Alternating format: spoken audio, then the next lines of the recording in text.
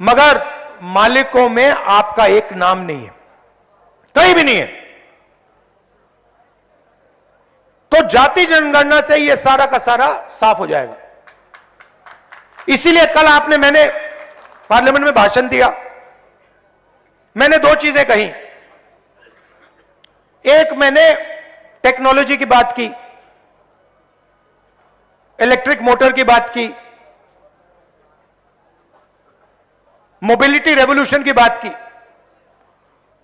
और दूसरी मैंने पार्टिसिपेशन की बात की, भागीदारी की बात की, जाति जनगणना की बात की। उसके बाद प्रधानमंत्री ने जवाब दिया, 1.5 घंटा का जवाब दिया। उस जवाब में आपने जाति जनगणना शब्द सुना?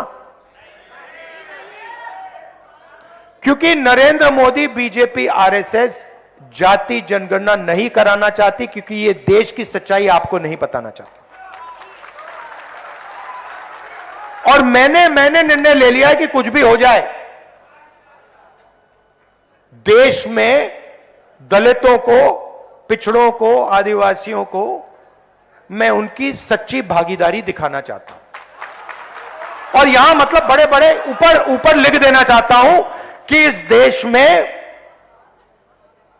दलितों को, पिछड़ों को, आदिवासियों को कहीं भी भागीदारी नहीं मिल रही है। और जैसे ही आपको यह दिखेगा, जैसे ही आपको सचमुच में डेटा दिखेगा,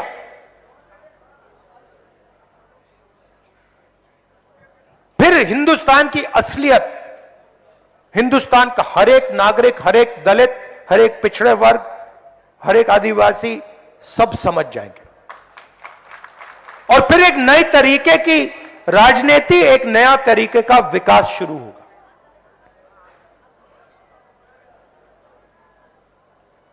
इसलिए मैं यहां आया। आप कह रहे थे,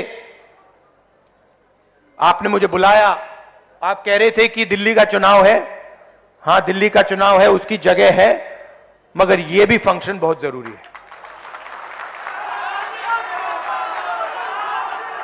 तो मैं वोट डालकर सीधा यहां आ गया।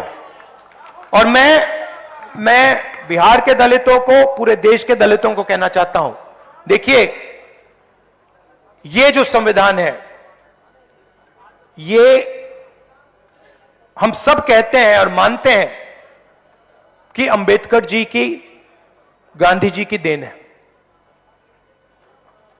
मगर इस संविधान के अंदर हजारों साल का आपका दर्द है, जो आपके साथ अपमान किया गया,